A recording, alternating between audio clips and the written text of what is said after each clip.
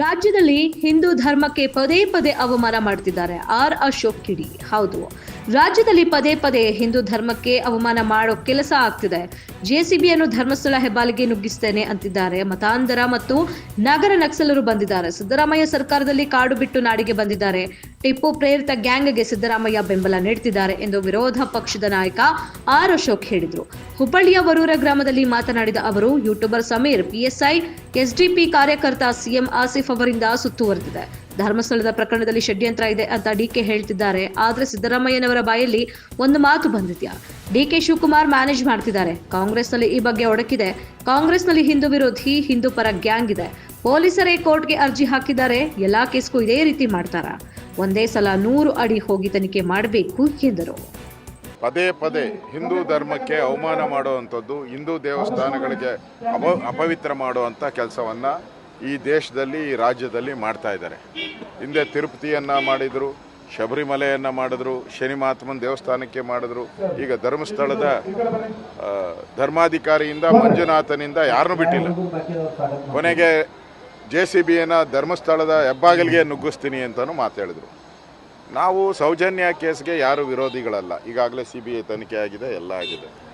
ಇಲ್ಲಿ ಈ ಮತಾಂಧರು, ಕಮ್ಯುನಿಸ್ಟ್ ಮತ್ತು ನಗರ ನಕ್ಸಲ್ಲು ಎಲ್ಲ ಈಗ ಕಾಡುಗಳೆಲ್ಲ ಬಿಟ್ಟುಬಿಟ್ಟು ಸಿದ್ದರಾಮಯ್ಯ ಬಂದ ಮೇಲೆ ಎಲ್ಲ ಕಾಡನ್ನು ತೊರೆದ್ಬಿಟ್ಟು ಎಲ್ಲ ನಾಡಿಗೆ ಬಂದ್ಬಿಟ್ಟವ್ರು. ಸಿದ್ದರಾಮಯ್ಯ ಅವ್ರಿಗೆ ರೆಡ್ ಕಾರ್ಪೆಟ್ ಹಾಕ್ಬಿಟ್ಟಿದ್ದಾರೆ. ಅವ್ರ ಬ್ರ್ಯಾಂಡೇ ರೆಡ್ಡು. ಆ ರೆಡ್ ಕಾರ್ಪೆಟ್ ಹಾಕಿ ಎಲ್ಲರನ್ನು ಕರೆದು ಸಿಟಿಯಲ್ಲಿ ಸೆಟ್ಲ್ ಔಟವ್ರೆ. ಅವ್ರಿಗೆ ಕಾಡಲ್ಲಾಗಿದ್ದರೆ ಊಟ ಬಟ್ಟೆಗೆ ಅಲಿಬೇಕಾಗಿತ್ತು. ಇಲ್ಲಿ ಸಿಟಿಯಲ್ಲಿ ಎಲ್ಲ ಸಿಗುತ್ತೆ. ಇಲ್ಲೇನು ಮಾಡೋದು? ಹಿಂದೂ ದೇವಸ್ಥಾನಗಳಿಗೆ ಅಟ್ಯಾಕ್ ಮಾಡೋದು, ಹಿಂದೂ ದೇವಸ್ಥಾನಗಳಿಗೆ ಅವಮಾನ ಮಾಡುವಂಥದ್ದು. ಈ ಸಿದ್ದರಾಮಯ್ಯನವರು ಈಗ ಇಡೀ ರಾಜ್ಯದಲ್ಲಿ ಪ್ರತಿದಿನನೂ ಕೂಡ ಸಾವಿರಾರು ಕೇಸ್ಗಳು ಬರ್ತಾವಪ್ಪ. ಸಾವಿರಾರು ಅರ್ಜಿಗಳು DC-ಗೆ SP ಕೊಡ್ತಾರೆ. CBI ತನಿಖೆ ಮಾಡಿ, ED ತನಿಖೆ ಮಾಡಿ, ಏನೇನೋ ತನಿಖೆ ಮಾಡಿ ಅಂತ ಕೊಡ್ತಾರೆ. SIT ಮಾಡಿ ಅಂತ. ಯಾವುದಾದಕ್ಕೂ ಕೊಡ್ತಾರೆ ಯಾರಾದ್ರೂ? ವಿಧಾನಸಭೆಯಲ್ಲೂ ಕೂಡ ನಾವು ಫೈಟ್ ಮಾಡ್ತೀರಿ. SIT ತನಿಖೆ ಮಾಡಿ ಅಂದರೆ ನಾವು ಯಾರು ಹೇಳಿದ್ರು ಮಾಡಲ್ಲ. ವಿರೋಧ ಪಕ್ಷದ ನಾಯಕರು ಹೇಳಿದ್ರು ಮಾಡಲ್ಲ, ಯಾರು ಹೇಳಿದ್ರು. ಅವನು ಏಕಾಏಕಿ ಯಾವನೋ ಅವನು ಎಲ್ಲಿಂದನೋ ಬಂದವನು ಅನಾಮಿಕ ಅಂತ ಹೇಳ್ಬಿಟ್ಟು ಬಂದ್ಬಿಟ್ಟು ಮುಸುಕುದಾರಿ ಹಾಕ್ಕೊಂಡು ಸೊಸೈಟಿ ಮಾಡಿ ಅಂತ ತಕ್ಷಣ ಮಾಡ್ಬಿಡ್ತಾರೆ ಸಿದ್ದರಾಮಯ್ಯ. ಅಂದರೆ ಸಿದ್ದರಾಮಯ್ಯನ ಮನಸ್ಥಿತಿ ಏನೈತೆ?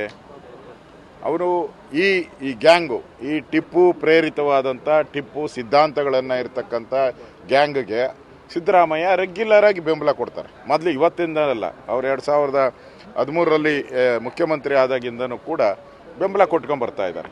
ಆ ಗ್ಯಾಂಗು ಈಗ ಅವನು ಯಾವನೋ ಮೈನ್ ಸೋಷಿಯಲ್ ಮೀಡಿಯಾದಲ್ಲಿ ಮಾಡ್ತಾವನಲ್ಲ, ಅವನು ಯಾರೋ ಸಮೀರ್, ಅವನು ಯಾರು? ಅವನು PFI SDPನೋ ಕಾರ್ಯಕರ್ತ. ಅವನು ಈ ಸಿದ್ದರಾಮಯ್ಯ ಅವನ ಮಾತು ಕೇಳ್ಕೊಂಡು ಕೊಡ್ತಾ ಇದ್ದಾರೆ ಅಂತಂದರೆ ಇದರಿಂದ ಯಾರಿದ್ದಾರೆ? ಸಿದ್ದರಾಮಯ್ಯ ಇದ್ದಾರೆ. ಅವರ ಆಫೀಸ್ ಪೂರ್ತಿ CM ಆಫೀಸು ಇವರಿಂದ ಸುತ್ತುವರೆದ್ಬಿಟ್ಟಿದೆ. ಈಗ SIT ತನಿಖೆಯನ್ನು ಕೊಟ್ಟಿದ್ದು ನಾವು ಸ್ವಾಗತ ಮಾಡಿದ್ದೀರಿ, ಇಲ್ಲ ಅಂತ ಹೇಳಲ್ಲ. ಪ್ರಾರಂಭದಿಂದನೂ ಹೋರಾಟ ಮಾಡ್ತಾ ಇದ್ದೀರಿ, ಇವತ್ತೇನು ಹೋರಾಟ ಮಾಡ್ತಾ ಇಲ್ಲ. ಈ ತನಿಖೆ ಶುರುವಾದಾಗಿಂದನೂ ಕೂಡ ನಾವು BJP ನಾವು ಹೋರಾಟ ಮಾಡ್ತಾ ಇದ್ದೀರಿ. ನಮಗೆ ವೀರೇಂದ್ರ ಹೆಗ್ಗಡೆ ಅನ್ನೋದಕ್ಕಿಂತ ಮುಖ್ಯವಾಗಿ ಧರ್ಮಸ್ಥಳ ಮುಖ್ಯ, ನಮಗೆ ಮಂಜುನಾಥ ಮುಖ್ಯ. ಸಿದ್ದರಾಮಯ್ಯ ಅವರು ಮಾಡಿಸ್ತಾ ಇದ್ದಾರೆ ಅಂತೇಳಿ ಈಗ DK ಶಿವಕುಮಾರ್ ಅವರು ನಿನ್ನೆ ಒಂದು ಮಾತು ಹೇಳಿದ್ದಾರೆ, ಯಾರೋ ಒಬ್ಬ ವ್ಯಕ್ತಿಯ ಕುಮ್ಮಕ್ಲಿಂತರ ಇದೆಲ್ಲ ಮಾಡ್ತಾ ಇದ್ದಾರೆ ಅಂತೇಳಿ. ಏನು ಸರ್ ಇದು? ಈಗ ಇದರಲ್ಲಿ ಷಡ್ಯಂತ್ರ ಇದೆ ಅಂತೇಳಿ DK ಶಿವಕುಮಾರ್ ಹೇಳಿದ್ದಾರೆ.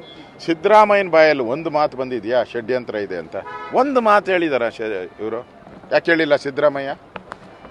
DK ಶಿವಕುಮಾರ್ ಕುಂಭಮೇಳಕ್ಕೆ ಹೋಗಬೇಡ ಅಂದರು, ಕುಂಭಮೇಳಕ್ಕೆ ಹೋದರು.